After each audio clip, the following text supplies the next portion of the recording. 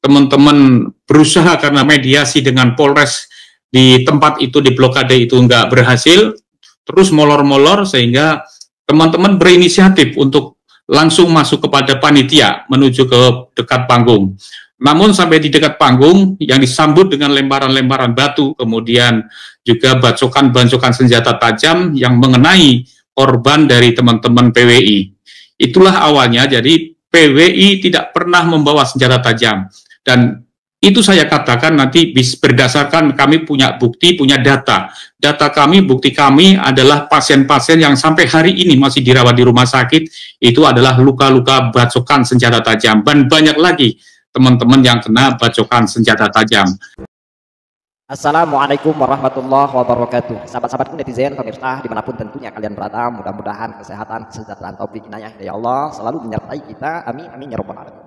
Sebagaimana tadi video atas pernyataan yang disampaikan oleh pengurus PWI LS di daerah yang kemarin terjadi konflik saat pengajian yang tentu dilakukan oleh Habib Rizik sebagai pengisi acara, di mana pernyataan dari pengurus LS ini jelas tentu indikasi dan sekaligus menunjukkan bukti siapakah yang sesungguhnya siapakah yang sesungguhnya tentu membawa sajam yang tentu sudah direncanakan oleh mereka.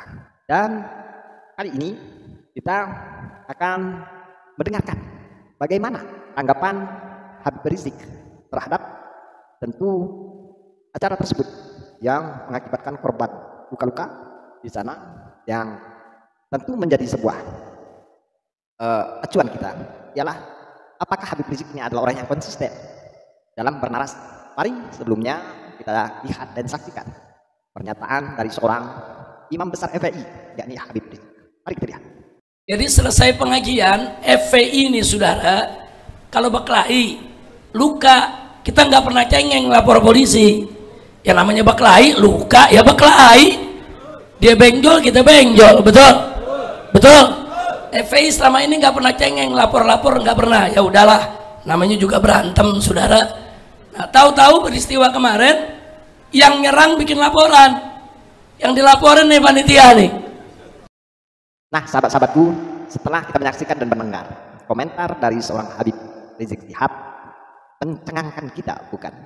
Di mana beliau tentu ada kaitannya dengan video pertama atas laporan tentu kejadian yang ada di Pemalang yang sampai tentu memakan korban luka-luka. Dan anehnya, ketika bukti dan fakta itu justru valid kepada PWI LS, maka Rizik Syihab memoles bahwa kejadian itu adalah biasa. Yang namanya aku hantam ya pasti benjol-benjol, yang namanya berseteru pasti ada korban. Ini adalah perkataan di mana ketika bukti dan fakta itu sudah jelas bahwa FPI lah di sana yang terindikasi membawa senjata tajam, dengan bukti nampak dan jelas korban-korban secara mayoritas yang terkena luka senjata tajam tersebut ialah PWI LS, sehingga kita tentu dengan nalar sehat tidak mungkin sebagaimana mereka tuduhkan PWI LS yang membawa senjata dan PWI LS yang terkena senjata. Ini adalah satu narasi yang mana mereka hanya mencari sebuah pembenaran, dan ketika fakta ini belum diungkap dan masih dalam keadaan samar, tentu kita pula pernah menyimak, kita mendengar dari ucapan Habib Rizik bahkan posisi beliau ini seakan-akan melebihi daripada seorang jenderal yang mengatur aparat pihak kepolisian untuk mengusut tuntas atas kejadian tersebut, seakan-akan tanpa negosiasi, bahkan dengan ancaman akan mengerahkan pasukannya jika hal itu tidak tegas. Kita itu dengar semua. Tapi sekali lagi, ketika bukti-bukti itu valid, ketika data-data itu lebih dominan condong terhadap PWI LS yang melakukan kekerasan, yang membawa senjata tajam, perkataan Habib Rizik ini berbeda. Jadi tidak ada dari pihak FPI ketika bonyok-bonyok, benjol-benjol itu lapor dengan polisi, FPI tidak cengeng. Ini kata Habib Rizik. Lantas, bagaimana kalian yang menuntut kejadian atas meninggalnya anggota FPI yang ada di masa jabatannya Pak Jokowi, yang kalian laknat seakan-akan tanpa ampunan, yang kalian tentu masih memikirkan strategi tentu kalian masih memikirkan siasat bagaimana untuk tentu mengungkap peristiwa tersebut. Bahkan orang-orang yang menjadi korban di area tol tersebut diklaim oleh Habib Rizik adalah syuhada, orang yang mati syahid. Ini versi Habib Rizik. Tapi kalau kita mempunyai nalar, syahidnya dari mana, jihadnya dari mana, udah jelas-jelas dia orang yang lari dari masalah. Dia keluar negeri menghindari hukum, dari jeratan hukum yang menanti Rizik Syihab. Dan ketika pula terjadi huru hara, bahkan hilangnya nyawa, itu bukan berarti tanpa sebab musabab. Tidak akan mungkin sekonyol itu. Seseorang tentunya kepolisian akan melakukan bahkan menghilangkan nyawa seseorang. Itu tentu sudah dengan kajian, sudah dengan tentu perhitungan yang matang dan tajam. Sehingga ini membahayakan. Oleh karena itu tindakan-tindakan pihak keamanan waktu itu tentu adalah sebuah resiko yang tidak pula sebenarnya itu kita membenarkan serta-merta. Akan tetapi saya menggarisbawahi bahwa apa yang dikatakan oleh Habib Rizik seolah-olah tidak melapor, tidak cengeng. Ya artinya ini adalah omong-omong kosong belaka. Pada kenyataannya kalian menjerit, kalian merimpih, kalian bikin acara bertubi-tubi, berlapis-lapis, mengadakan demo dan sebagainya dalam perkara itu, dan masih banyak tentu hal-hal yang berkaitan dengan Habib Pahlawi dan para muhibin atau FPI. Dan sahabat-sahabatku, ini adalah bukti fakta yang kita saksikan akhir-akhir ini. Kalau kita tinjau ulang jejak digital 5 tahun, 10 tahun yang silam, maka siapakah yang sesungguhnya pengacau di negeri ini? Siapakah sesungguhnya orang-orang yang anarkis di negeri ini? Siapa bekeng orang-orang yang selalu teriak-teriak menghujat pemerintahan di negeri ini? Tentu ini bukan hal yang aneh, karena ini jelas tersorot dan terdata dan tersisa di media-media jejak digital yang ada. Jadi kalau kalian ingin mencari sebuah pembenaran, ingin kalian dianggap posisi kalian tidak bersalah, ya lihat tentu jejakan kalian.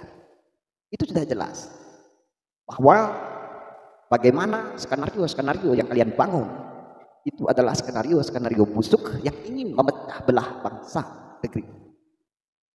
Ini tentu hal yang amat kita sayangkan. Ini namanya lempar batu sembunyi tangan. Jadi tadi ngototnya luar biasa, khusus sampai tuntas, selesaikan. Kalau tidak, maka kami akan mengerahkan pasukan untuk menyelesaikan persoalan. Luar biasa dengan gagah. Tapi ketika bukti-bukti itu ada, sudah terkumpul, mungkin juga banyak saksi, malah bilang FPI tidak cengeng. Ya, yang namanya tawuran pastilah bonyok-bonyok, luka-luka dan sebagainya. Tapi FPI tidak lapor. Ini adalah suatu siasat propaganda. Ini adalah narasi-narasi yang dipoles agar umat-umat Nusantara ini tentu terkesima melihat bahwa apa yang disampaikan oleh Rizik Syihab itu dalam posisi selalu benar. Padahal pada kenyataannya kalau kita tinjau semua jejak rekam yang ada pada Habib Pahlawi dan muhibinnya amat sangat luar biasa. Amat sangat luar biasa. Perencanaan-perencanaan mereka, bagaimana mereka mengadakan suatu tindakan-tindakan, tidak hanya saja terjadi pada orang-orang yang tidak sepaham, tidak sependapat dengan mereka, bahkan sekelas negara. Mereka berontak, mereka demo. Dan ini jelas sahabat-sahabatku bahwa indikasi mereka ini harus diwaspadai.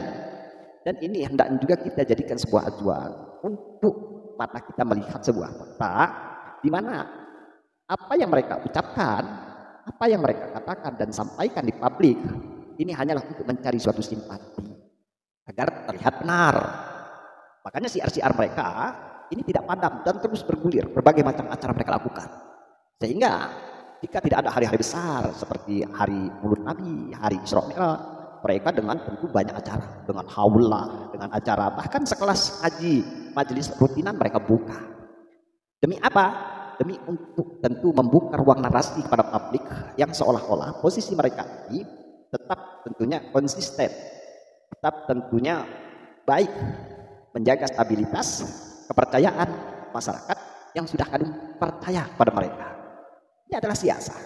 Kita tidak heran. Makanya mereka itu berlapis-lapis.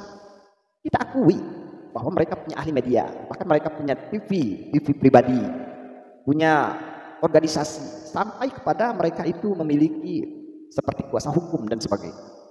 Mereka ini amat sangat picik tentunya, demi untuk hasrat bagaimana mereka ingin dihargai, mereka ingin dihormati, bahkan mereka ingin menguasai Nusantara.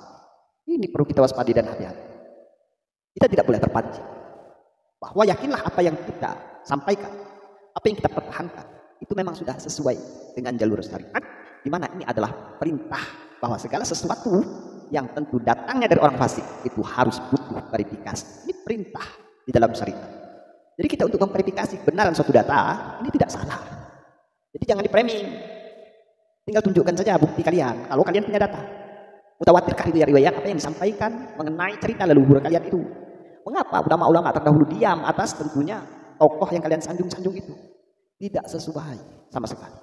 Kalian klaim sebagai seorang mustahid, seseorang bahkan mutlak kedudukannya, ahli fikih, tapi tidak nemu satupun satu buku yang dikarang oleh datuk atau leluhur mereka yang pertama kali dicantolkan, yang memaksakan untuk tersambung nasabnya kepada baginda Rasulullah SAW.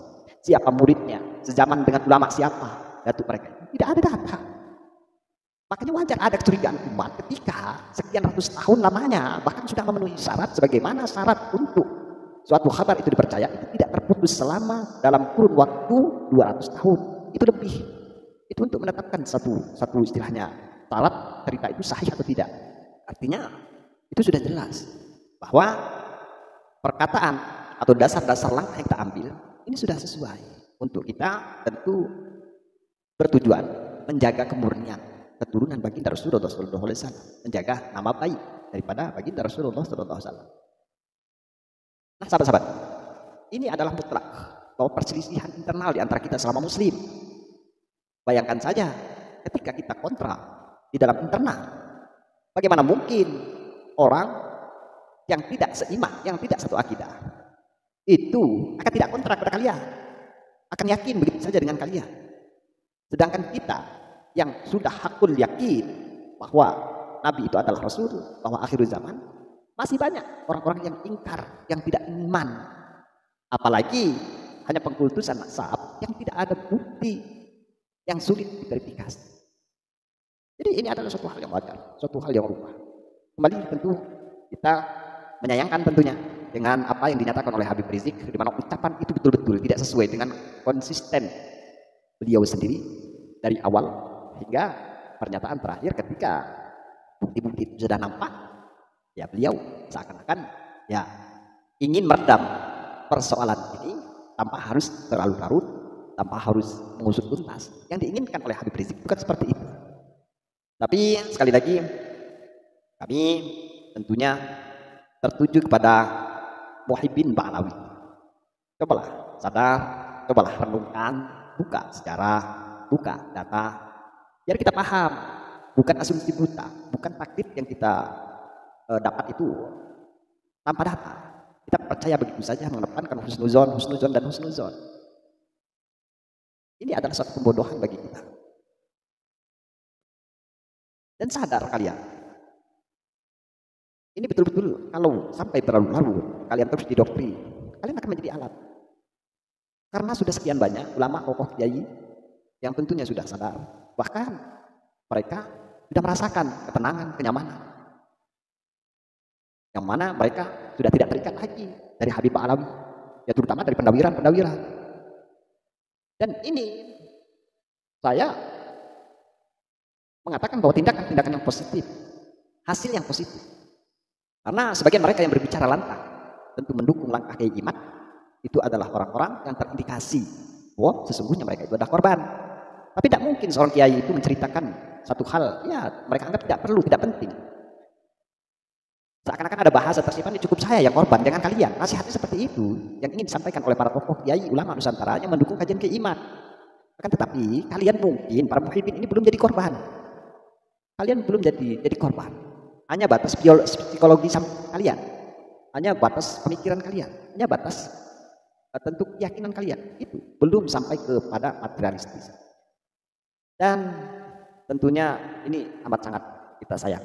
Dan penghujungnya kalau sampai kita terpecah belah, ini justru kitalah yang akan menjadi korban. Kita yang akan menjadi korban. Kita yang akan ditonton oleh para leluhur kita, nenek moyang kita. Yang mana mereka adalah pejuang sejati, orang perintis yang ada di Nusantara ini. Betapa sedihnya kalau kita melihat, mencerna, dan tentu mengambil penghayatan ke sana. Sedangkan mereka sudah jelas dari ras, dari tentu darah, terang-terangan bahwa mereka bukanlah orang produk pribumi, tetapi mereka ini adalah orang Arab, orang yang memisahkan diri, dan itu dikatakan oleh mereka secara terang-terang. Maka bagi mereka tak perlu mengatakan bahwa Indonesia ini adalah berkah Yaman, berkah para habaib. Kemudian Indonesia ini negara zaman kedua dan seterusnya. Artinya apa? Ada tentu indikasi ingin mereka menguasai republik ini, ingin menjajah republik ini. Dengan strategi-strategi sebagaimana yang kita saksikan saat ini. Sadarlah kalian. Hingga sekali lagi, kalaupun kalian masih bersikokoh terhadap pendirian kalian, itu adalah satu konyolan. Karena mengapa? Kalian itu siapa? Bukan bagian dari Ba'alawi.